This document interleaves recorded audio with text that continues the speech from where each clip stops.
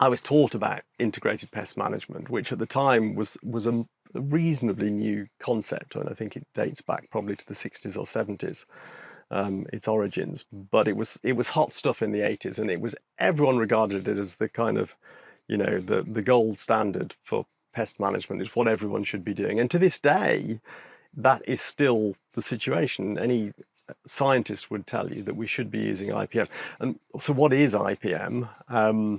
It's actually slightly slippery to define, which is one of the problems, because it's basically treating the pesticide as the last resort. And there's a whole suite of alternatives, ways of reducing pest numbers, things like growing resistant crop varieties, crop rotations, so you leave the pests behind. You can use trap crops, which are super attractive to the crop.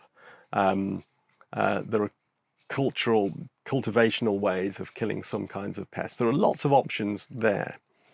And you basically, so to develop a good IPM program, you have to do some research, try out some of these different options, see which ones are most effective, and you also monitor the pest numbers.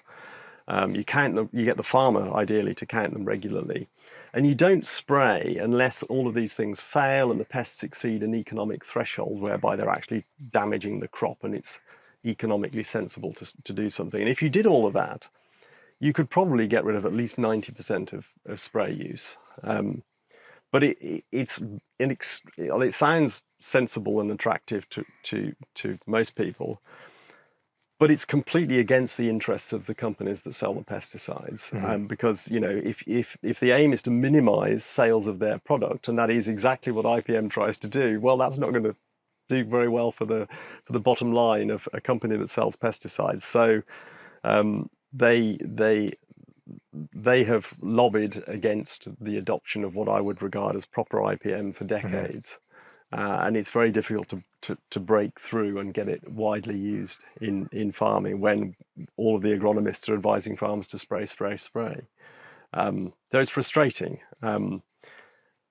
But that's where we are. I mean, actually, personally, I think it's probably the simplest solution is to promote organic, go all the way and just do away with the pesticides entirely, which does mean, on average, slightly lower yields. There's been some big global studies suggesting organic farming produces somewhere between 80 and 90% of the yield. So it's not actually that far behind, considering that's doing away with all the pesticides and all the artificial fertilizers.